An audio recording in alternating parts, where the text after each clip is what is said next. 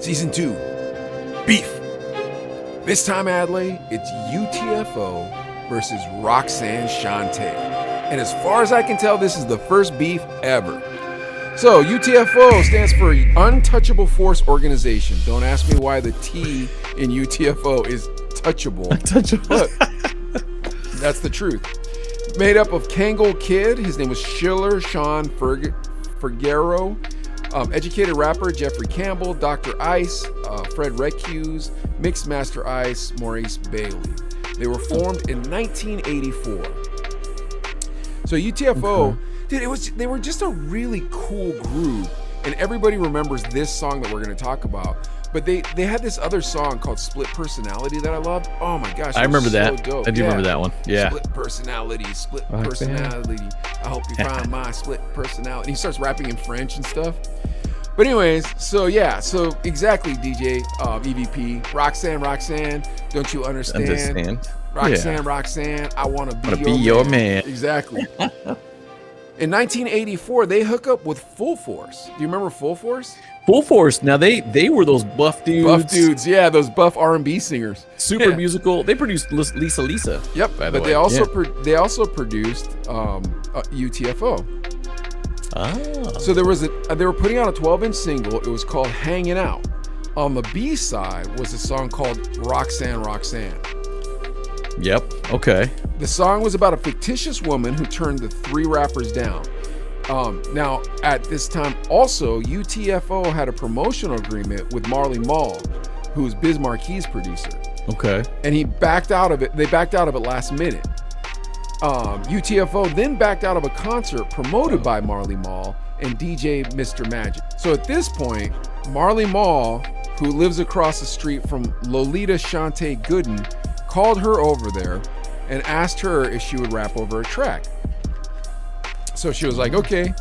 So he dubbed her Roxanne Shante because he needed them to put out this track called Roxanne's Revenge.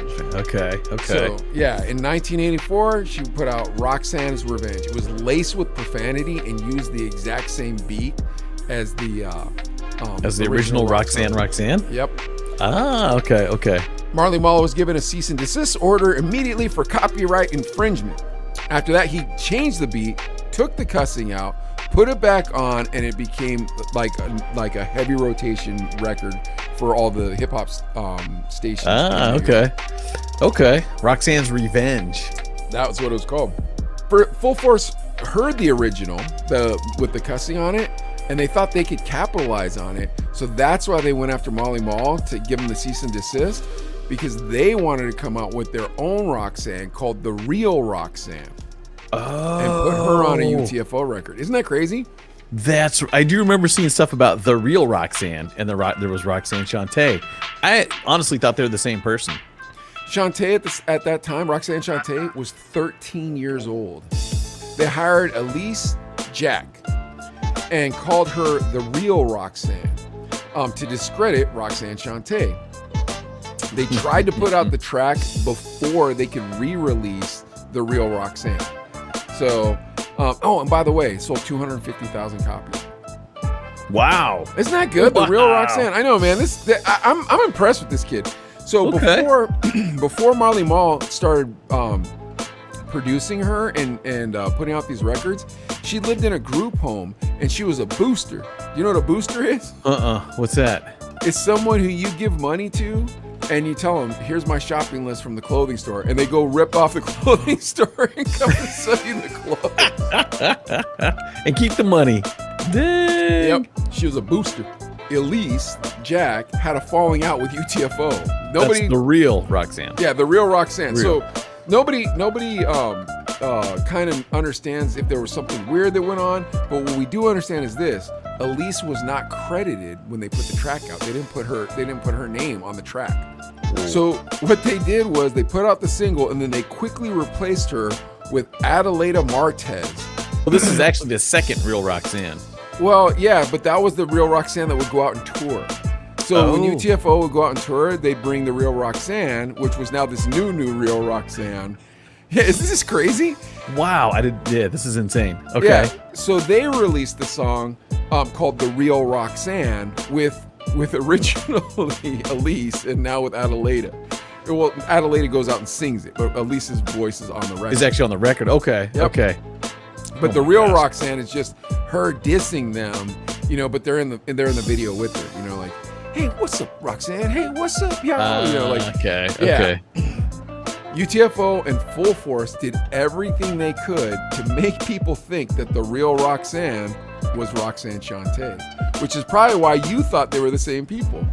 Whenever there'd be a show with Roxanne Shante, they'd do a show on the same time frame and stuff like that. So that way it would always look like it was the same thing. You know what I mean? Just to confuse everybody. Exactly. Okay. Keep the story going. Then a female rapper called Sparky D put out a track called Roxanne, You're Through. At this point, everybody tried to get in on this because this was like the first time like a hip hop phenomenon went viral. All in all, there are 25 tracks still on YouTube that are like Roxanne's sister, Roxanne's brother, Roxanne's parents, Roxanne's doctor. Like you can look them up and they're there. And it's rumored that there were over 100 tracks written in this Roxanne vein. Isn't that crazy? That is, yes. Wait. So I'm thinking like Sparky D. Who is she affiliated with? UTFO or not really?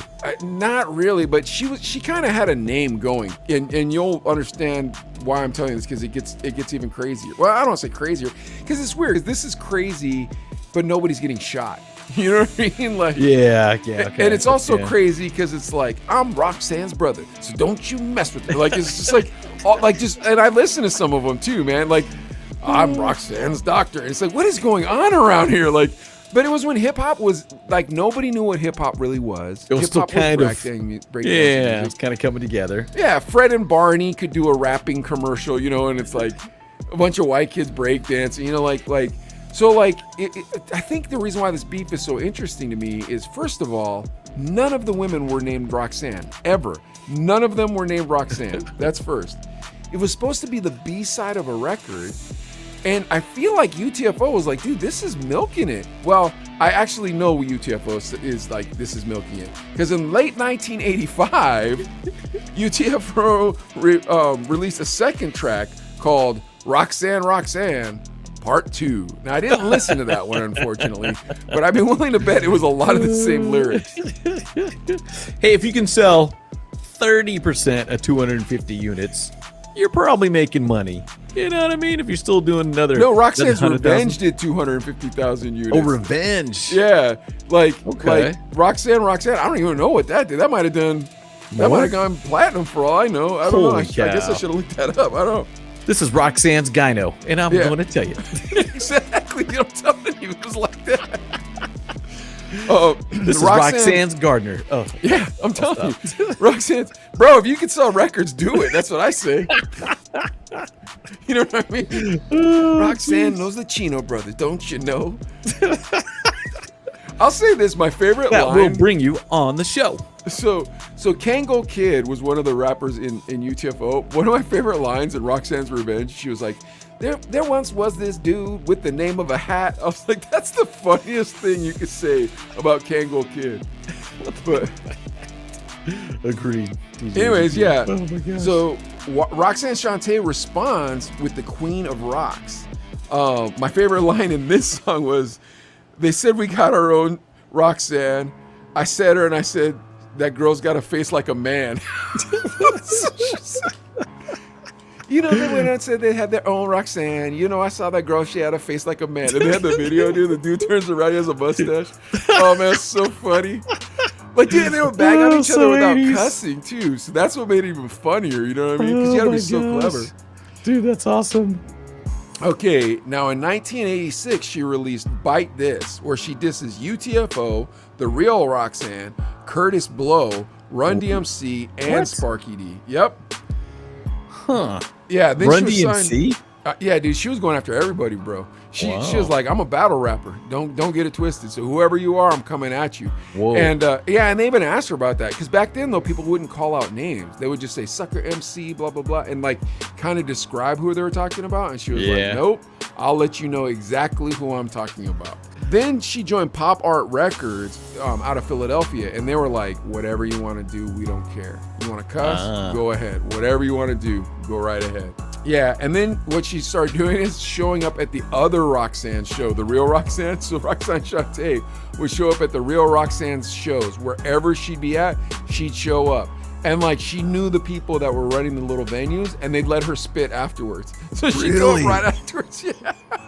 Was the real Roxanne the second one? Adelaida? Yeah, that was the second one. Yeah. Was she like good? Oh, she was. Oh, okay, so Roxanne. No, dude, Shante they wrote the song huh? for her. Yeah, Roxanne Shante freestyled the whole real Roxanne. That's the thing. Really? Yes. Oh, so that's an MC. Yeah, she's an MC. She's a battle rapper. Okay. Adelaida was a performer. Yeah, and then there was other Roxannes and stuff. So she just started going and mopping them all up, and all of them stopped going out and touring and stopped performing. Oh, so she'd blow up their spot, freestyle after them, and just be like, okay, shut it down. I'm Roxanne Shante, the only Roxanne. Dope. Okay, then DJ Mr. Magic put together a crew, and they called them the Juice Crew. And now listen to this murderers row. It was Molly Mall, Big Daddy Kane, MC Shan, Cool G Rap, Tragedy Gaddafi, and Biz Marquee. Tragedy Gaddafi, we talked about him in the Ja Rule stuff, didn't we? Yeah. The guy was like, I think I remember him. But every other one you mentioned, I totally know. Oh, they're all legends. Yes. Like, all those legends were in one crew. Big Daddy Kane, G Rap, all those guys. Yep. And then KRS-One dissed them. Really? Yeah. You got to tell me. Well, he just dissed him in the bridge. Like, bridge is over, the bridge is over. Bye-bye-bye, the bridge is over, the bridge is over. But anyways, and then she put out 2 more albums. Most of them had like just multiple diss tracks. She dissed Queen Latifah. She dissed all these people. And then she stopped making records. And then in 2017, Netflix put out a biopic called Roxanne. You can still catch it on Netflix today, folks, I think. And I might check it out myself.